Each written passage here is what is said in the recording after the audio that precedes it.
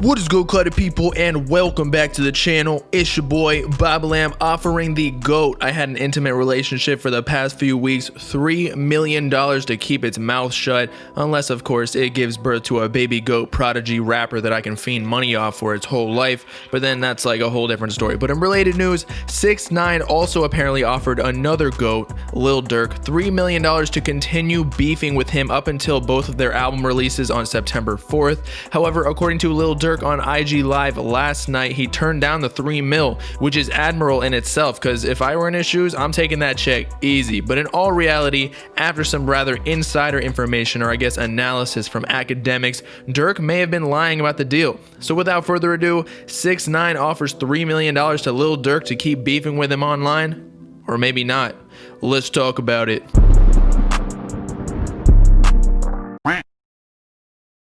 Okay, so as y'all probably already know, whether you watched my previous video on the 6ix9ine drama or not with Lil Reese, 6ix9ine is currently in Chicago trying to stir up some trouble in order to beef with any and all rappers he can bait into giving him attention. And it is no coincidence that while taking shots at all the Chicago rappers, he is promoting his upcoming album, Tattletales, releasing on September 4th. I wouldn't normally continue promoting that date because I don't really mess with 6ix9ine's latest music like that. Gummo and the shit with Trippy went hard, I can't even lie, but Punani, Trolls, and Gooba, like, bruh, come on, they were more publicity stunts than actual songs. But as I was saying, the release date holds a particular significance that we'll speak on very soon, so that's why I brought it up. Aside from that though, just know prior to yesterday's events versus Lil Durk, 6ix9ine had already been beefing with Lil Reese for a few days, exposing him for being a poopy monster that shat his own pants while being jumped. In Lil Reese's defense though, the people who caught it on camera are either in a wheelchair or deceased, so y'all tell me who really won the war in the end.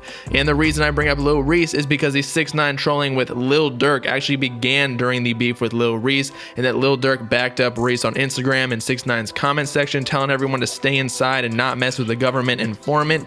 But I guess Lil Durk didn't even take his own advice, for here we are now talking about his experiences with 6ix9ine yesterday. 6ix9ine and Lil Durk's internet beef started to heat up soon after 6ix9ine was through sucking off Lil Reese of all the clout he had in Chicago. 6ix9ine is basically a mixture of like 42 Doug and a vampire sucking off rappers for rent money, but also just because it's who he is deep down and how he survives on the planet, since no one actually likes his music. Hopefully he ain't getting no poop in his mouth from Lil Reese's cup though. As I was saying, 6ix9ine successfully baited Durk into an exchange after posting yet another video on Instagram disrespecting Durk's fallen cousin Newski, who was shot and killed on O Block, in which 6ix9ine again visited the infamous dangerous area in Chicago, leaving untouched. Even 6ix9ine's girl joined in on the trolling, posting a picture bulling next to a private jet captioned, "I'm mad I didn't go to O Block, they left me behind." Mind you, that was after Lil Reese claimed her ass was fake on Twitter. Like we didn't already know, she's already replaced her entire body with life-size Barbie doll components. Not even her cooch is real, it's just two sponges tied together with 3 rubber bands. But as I mentioned, Lil Durk finally responds to 6ix9ine, and not necessarily with words, at least just yet, for he announces his next project titled The Voice to be released on the same day as 6ix9ine's Tattletales album, September 4th. Now I can't help but think Durk is capitalizing off the beef with 6ix9ine in order to increase sales on his own project, essentially using 6ix9ine's own tactics against him, but also I have a feeling it may just be a coincidence and was already planned, since Durk just featured on Drake's Laugh Now Cry Later hit single, which is currently number 2 on the Hot 100 Billboard, that has significantly increased, even almost doubled his monthly listeners on Spotify and other major streaming platforms. So right about now, when his exposure is at its peak, is the perfect time to release his own solo music to make that bread. Perhaps even 6ix9ine with his label connects reacted to Durk's original release date by dropping on the same day as him to one-up Lil Durk, but who really knows. To get back into the drama though, academics repost Durk's project release date, asking his followers who they think is going to sell more albums the first week, to which Durk comments, "Look up Billboard's top 100, fuck it, 200, let me see some," obviously flexing the number 2 Billboard spot with Drake that we just discussed, and even post a screenshot of the current Billboard rankings on his Instagram story, flexing that number 2 spot. Academics then repost this too, wherein 6ix9ine finally enters the chat again stating, "But Drake, You know what? Never mind. Insinuating that the only reason Durk has a top 10 hit right now is because it was a song with Drake, the most listened to artist ever in history, I believe, which is honestly true. I'm not on 6ix9ine's side here, but dude's got a point, similar to when he called out Meek Mill and Future, who needed Drake features to get their own respective top 10 singles. In fact, Lil Durk's highest charting song ever before featuring on Drake's song was number 43 on Billboard on his last album featuring Lil Baby and Polo G titled Three-Headed Goat,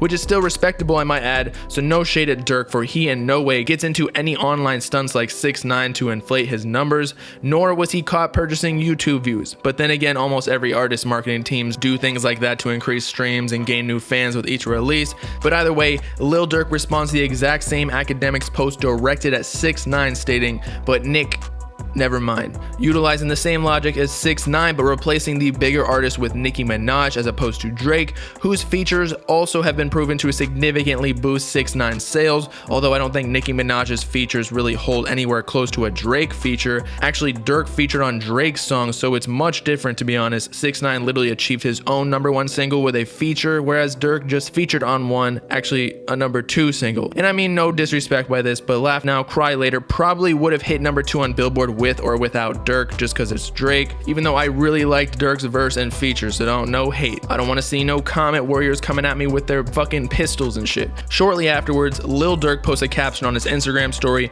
"Going live tonight, I got something to tell y'all, lol, it's not on nobody, lol, midnight," wherein he attempted to expose 6ix9ine's whole online marketing operation, or maybe himself for lying.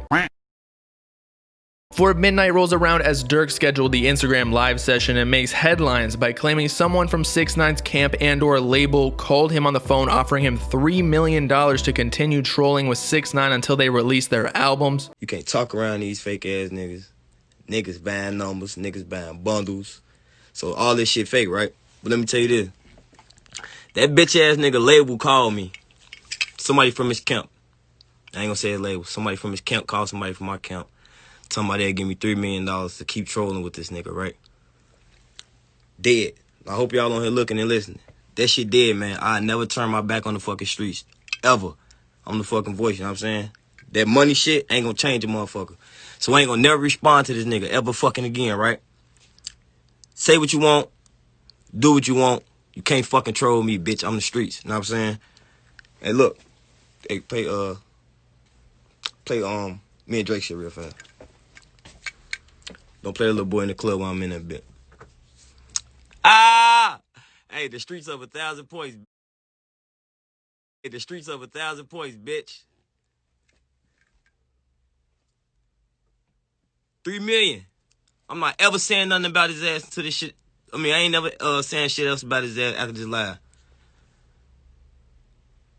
You can't brag me with no money, man. Likely motivated by the exponentially increased relevance of both parties involved in the beef that will easily lead to more streams and album sales for Billboard rankings. However, what academics said on live shortly after last night that I very much agree with is that Lil Durk was probably lying, in that it was almost believable that 6ix9ine would pay off artists to beef with him because everybody knows he's not really about that life after snitching. Not to mention, in LA only the week prior to heading to Chicago to troll Durk and Reese, essentially no one of relevance responded to 6ix9ine paying respects to Nipsey Hussle's grave, and therefore he was desperate for some more attention prior to the album release. So it's honestly a worthy investment on 6ix9ine's part to get a real rapper like Durk to step up to the plate, especially after launching to the mega mainstream with the Drake feature we just spoke about. Nonetheless, as I said a bit earlier, Durk might be just playing 6ix9ine's game better than he is, and that it doesn't really matter if Durk was telling the truth. The only thing that matters is the narrative, the public perception of it all. And right now, Durk is on top for potentially exposing 6ix9ine for faking beefs, but also at the same time exiting the drama with 6ix9ine without letting himself get trolled any further. For now, if he doesn't respond to 6ix9ine any longer, Durk can claim he's not about the fake beef rather than fans thinking Durk is scared of 6ix9ine. Think about it. 6ix9ine is honestly way bigger than Durk objectively. I know some Durk fans are gonna try to poop on me with a three-headed goat. I get that Durk is a better rapper per se, but 6ix9ine simply gets way more attention. That's just a fact. And up until this point, 6ix9ine already baited Durk Durk and Reese and King Von, among other Chicago rappers, causing massive controversy in hip-hop without paying off anyone. So now why would he want to pay off Lil Durk to continue gaining hype for his album? If anything, Durk is already soaking up way more clout than 6ix9ine proportionally to his current following by their back and forth, so why would 6ix9ine have to give him more money? For 6ix9ine could easily just move to the next city of fucking Atlantis and start beefing with Poseidon, claiming he fucked his daughter who's half walrus or some shit. Besides, 6ix9ine needs that 3 mil to buy YouTube views. All in all though, Lil Durk might be the first rapper to actually out-troll 6ix9ine and somehow come out unscathed. Although I do expect and am looking forward to 6ix9ine's response to Lil Durk, as I'm sure he ain't going down without a fight. Maybe some sort of skit playing along like the $3 million, I don't know. By the way, just this morning, Lil TJ also claims 6ix9ine's team wanted to pay him off to beef, but I ain't believing nothing unless I see some DMs or text messages. Also, something I just realized is that if 6ix9ine and Lil Durk are dropping albums on the same day, no way does Lil Durk want to be competing with 6ix9ine in first week album sales, especially after selling so much Gooba and Trolls merch accompanied by a #1 single on the album that will most definitely boost the sales tremendously. Not to mention the other song, Trolls or Gooba, whichever one wasn't #1 but was top 10. And I would not be surprised if 6ix9ine starts bringing that up after the Billboard results are released or even during the week of their release. So with that, it's your boy Bobbalam signing off, marrying the three-headed goat that I had a previous intimate relationship with because he kept saying he was going to sue me for $3 million in child support. Let me know in the comments if you think Lil Durk is lying or not about 6ix9ine's team wanting to pay him off. Make sure to like and subscribe while you're at it for the latest hip-hop news, drama, and analysis videos, as well as to follow me on all my socials in the description or join the Bob Gang if you with it. Peace out, cutty people. Know what I'm saying?